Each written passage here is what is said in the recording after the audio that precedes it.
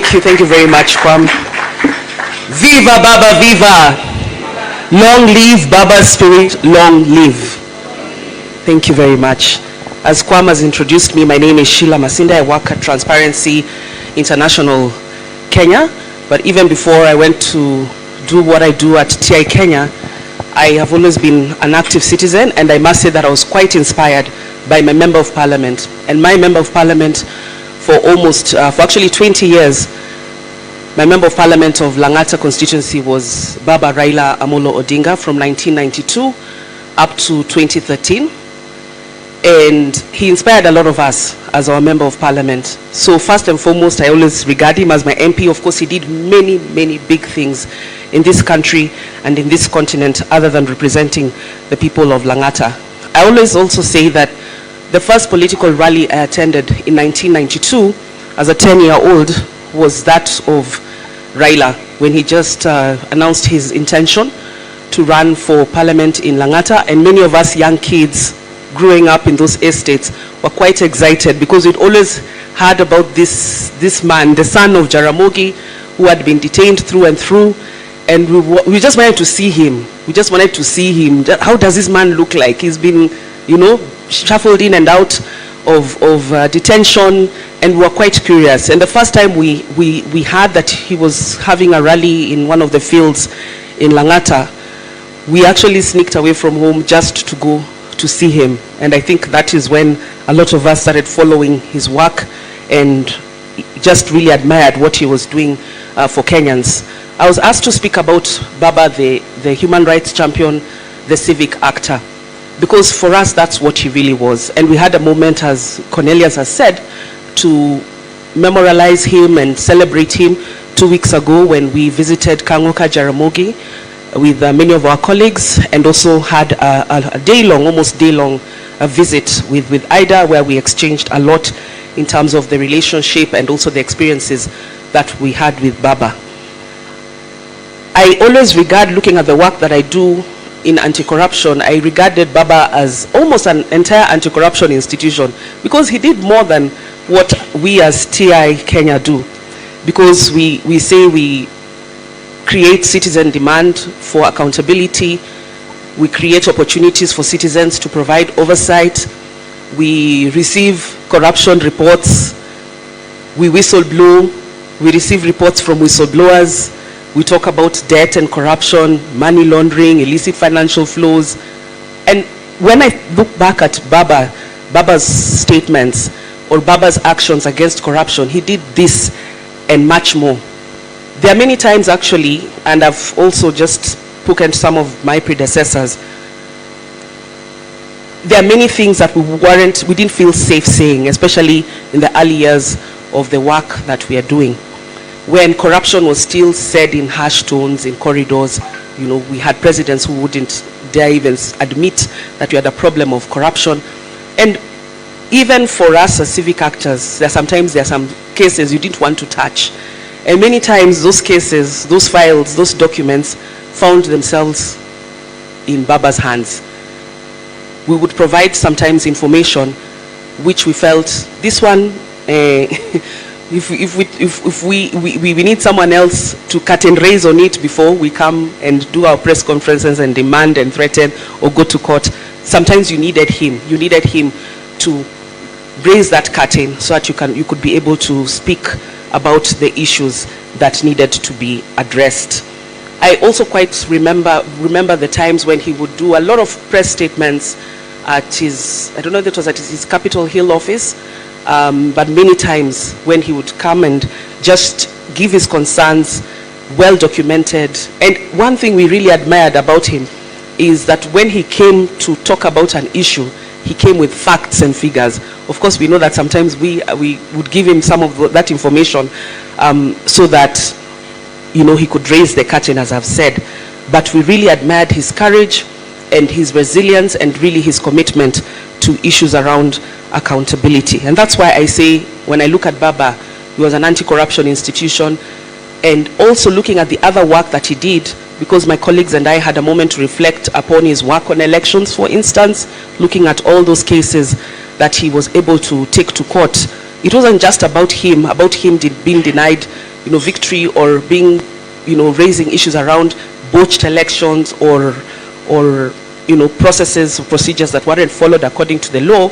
It was really just about setting critical precedents, which we are now using to ensure that certain processes like elections are better managed in Kenya, so that there's credibility and there's legitimacy in the outcomes. So we really admire that effort that he made towards all areas of democracy, human rights, and governance.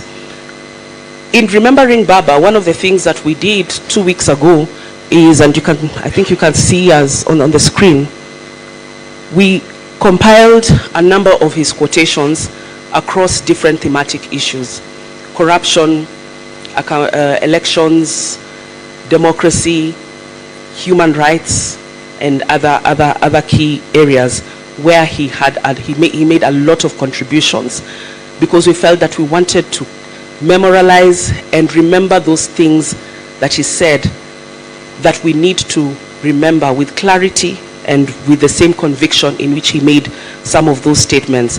And I hope that CMD will be able to share that booklet. I don't know that they managed to reprint it, or at least share it in soft copy, so that you can all be able to just remember the words that he said. We're able to give this booklet as a memorialization from civil society to Mama Ida when we visited, and we hope that that's one of the booklets that she'll be able to use, the family will be able to use in their library. One of the key quotes that we have captured in that booklet, and I'll read it out, is on the issue of corruption, which I said he spoke a lot about. And I'll just read. The key to ending systemic corruption in this country is in the laws we are beginning to implement. Our constitution today demands the highest standards of leadership and integrity of officers. This is what we must uphold. The steps we are taking to reform our judiciary, and which I hope will be reflected in all of the key public institutions, appear to me to hold the future for our country with regard to corruption. Parliament, together with the government, that I think he meant the executive, has a responsibility to the public to uphold the principles of integrity, accountability, and transparency. And let us be uncompromising in the application of these demands. I really hope that as a country, we can live through and really commit to that call to action that Baba repeatedly made in regard to transparency, accountability, and integrity. I also want to just read a section of the forward that we also made in the book as a collection of civil society organizations, as we just remembered some of the work that Baba did, which touched on all our areas of work. In the quest for Kenya's democratization, the Right Honorable Raila Odinga remained a steadfast champion, supporter, and partner with non-state actors, even in the face of unparalleled abuse, threats, and violation of human rights, including his very own. Throughout his political career, and in particular through regular convening of the Prime Minister's Civil Society Roundtable, he played an instrumental role in expanding the democratic governance space and the protection of human rights and dignity.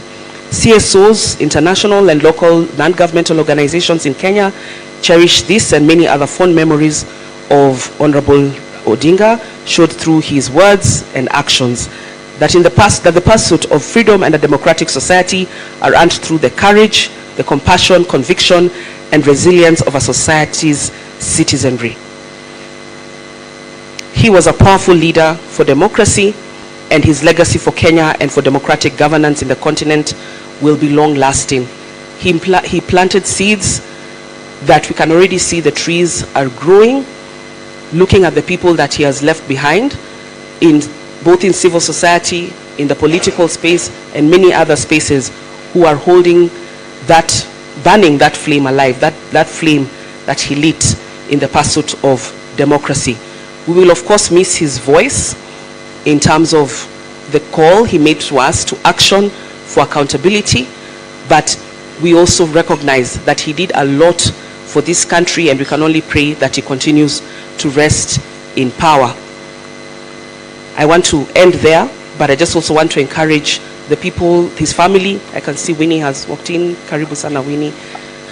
And his political party and many other actors that we hope that we can continue to work in that same spirit, and we can continue to fight for democracy.